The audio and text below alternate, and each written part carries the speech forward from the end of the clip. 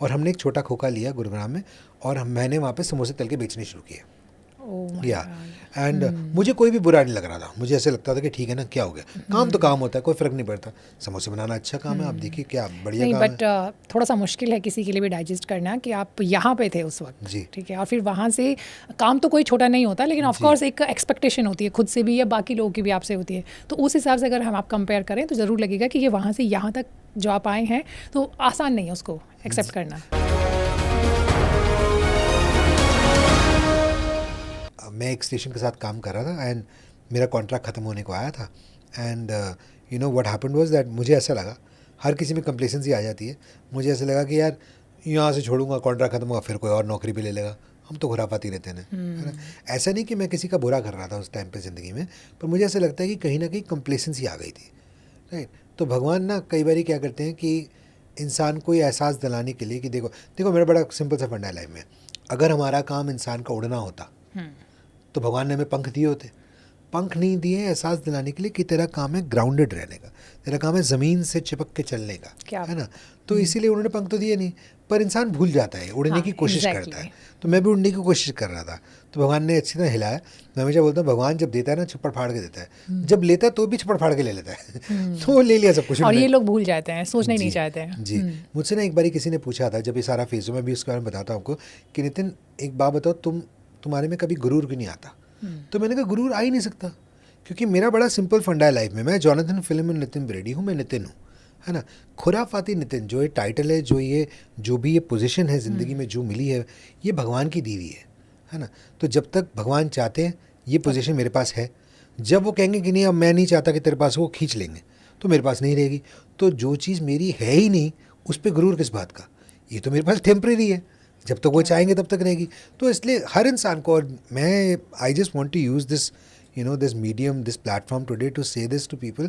कई बार सबके साथ ज़िंदगी में होता है, जब आप सक्सेस टेस्ट कर लेते हैं ना, तो आपको लगता है बस अब तो फटे चक देंगे, अब देखो मैं क्या करता हूँ, लेकिन वो कभी नहीं होता। किसी का भी बड़े से बड़ा स्टार, बड़े से बड़ा जितना भी इंसान होता है, हर किसी की लाइफ में डाउनफॉल आते ही हैं, और वो डाउनफॉल जो है वो भी आपको गले लगा कर एक्सेप्ट करने चाहिए, because those are learning phases for you. मेरे साथ भी यही हुआ। तो नौकरी चली गई थी, कॉन्ट्रैक्ट ख़त्म हो गया, उसके बाद किसी ने मुझे बुलाया नहीं, मैंने दूसरे लोगों के थ्रू अपने हिंट्स भेजे। बुलाया नहीं या फिर आपने ट्राई नहीं किया उसके लिए? मैं जहाँ पे आपकी करंट जॉब थी उसकी बात कर रही हूँ। बुलाया नहीं पहली बात तो, क्योंकि मैं एक्सपेक्ट कर रहा था कि बुला लेंगे, मुझे लगा हम तो तोप हैं, हमें तो कोई बुला लेगा, किसी ने बुलाया नहीं। फिर मैंने अपने जो रेडियो में थोड़े दोस्त हैं ना, उनके थ्रू थोड़े फीलर्स भेजे ओके कि भाई सुनो उसका कॉन्ट्रैक्ट खत्म हो गया, अब आप चाहो तो। मैंने भी यही बोला कि अगर वो चाहें तो मैं आगे काम कर सकता हूँ उनके लिए, क्योंकि अभी कंप्लेसेंसी चालू थी। फिर क्या हुआ ना, धीरे धीरे करके ना पैसे ख़त्म होने शुरू हो गए, धीरे धीरे करके जितनी सेविंग्स थी वो ख़त्म हो गई। गाड़ी लोन पे थी, उसकी किस्त देनी थी, जिस घर में मैं रह रहा हूँ धीरे करके उसको हमने प्रॉपर्टी डीलर को दिखाना शुरू कर दिया। So it was really dire straits, हालत ख़राब हो रखी थी।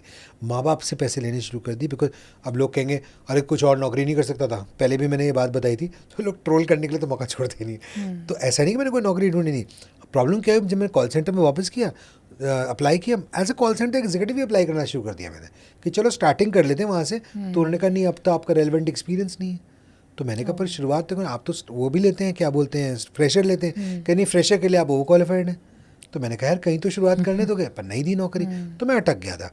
तो ये सब कुछ चल रहा था और किसी स्टेशन ने मुझे नौकरी दी नहीं। मैंने खुद भी डायरेक्टली बात करी तो कहता अरे अरे आप अच्छा आप जॉब ढूंढ रहे हैं, ठीक है ठीक है ठीक है, हम आपको will get back. They never got back. ये तो एचआर का मेन रिस्पॉन्स होता है, we will get back. We will get back का मतलब होता है they will not get back, है ना।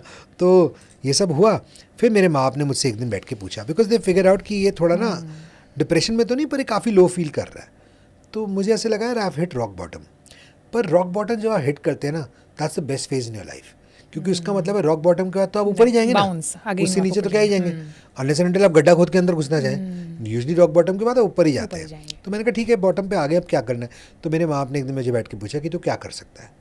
मैंने कहा पता नहीं। कहते क्या अच्छा क्या लगता है। मैंने कहा खाना। नहीं खाना खाना थोड़ी कुछ बना सकता। मैं कहा मतलब मुझे खाना बनाना अच्छा लगता है। सो अगर मैं रेडियो जॉकी ना होता, एक्टर ना होता, तो शायद मैं एक शेफ़ होता।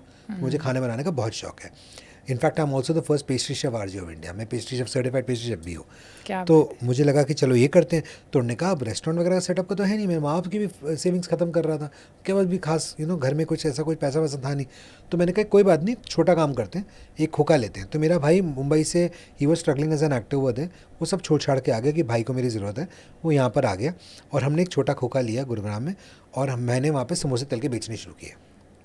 या एंड मुझे कोई भी बुरा नहीं लग रहा था, मुझे ऐसे लगता था कि ठीक है ना, क्या हो गया, काम तो काम होता है, कोई फ़र्क नहीं पड़ता।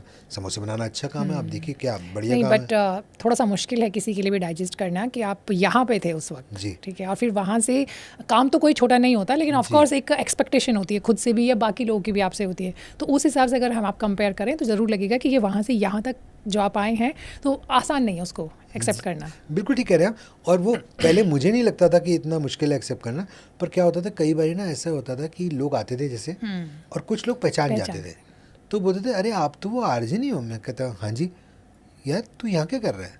आई थिंक ये तो वो वाला वक्त होगा तब शायद सोशल मीडिया तो उतना नहीं होगा, लेकिन था लोग नहीं। कहीं ना कहीं आ चुके थे, maybe ऑर्कुट वगैरह आए थे, आवाज़ से शायद पहचान लेते हाँ हैं। जी जी, ऑर्कुट वगैरह था, फेसबुक की शुरुआत हुई होगी शायद, आई डोंट नो। पर तो वो ऐसे पूछते थे, अच्छा एक दिन तो आके पूछते थे, फिर अगले दिन ही आके जैसे अगर वो खड़े हैं तो कई बार ऐसा होता था, जैसे मेरे को एक दो बार किसी ने बोल दिया और तेरे को अक्ल नहीं है, ढंग से चटनी डाल के देना, क्या दुकान चलाएगा तू। तब मुझे ना एक चीज़ पिंच हुई, मैंने कहा यार मुझे बोल रहा है, वो पिंच नहीं कर रहा था मेरे को, मुझे लगा यार शायद मैंने भी ना कभी किसी रेडी पे जाके समोसे खाते हुए उसके साथ ऐसे शायद बात की हो। तब जब मुझे ऐसी बात बोली गई ना, आई रियलाइज़ कि बॉस ये तो सुधारना पड़ेगा अपने अंदर, क्योंकि लोगों के साथ क्या रवैया है ना, वो मुझे सीखने का मौका मिला है।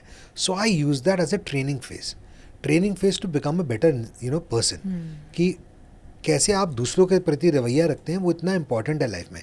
तो खैर ये चलना शुरू हुआ, समोसे बेचने शुरू हुए। मैं आपको कह रहा था ना, भगवान जब देता है थप्पड़ फाड़ के देता है, खींच देता है तो भी छप्पड़ फाड़ के। तो किस्मत ऐसी थी कि 5 रुपये का समोसा हम बेच रहे थे, तकरीबन 15 दिन बाद, जो 15-20 दिन बाद किसी ने बाहर एक खोखा लगा लिया, उसने 4 रुपये का बेचना शुरू कर दिया, हमारे समोसे बिकने बंद हो गए, है ना। तो मैंने कहा तो भैया भगवान जी क्या करेंगे, अब देखते हैं। तो एनीवे तो ये सब कुछ चल रहा था और उस दौरान मुझे फाइनली एक रेडियो स्टेशन का कॉल आया। उन्होंने कहा कि यार हमें पता लगा कि जैसे whatever and I think we can sit and talk, come we might have a show for you.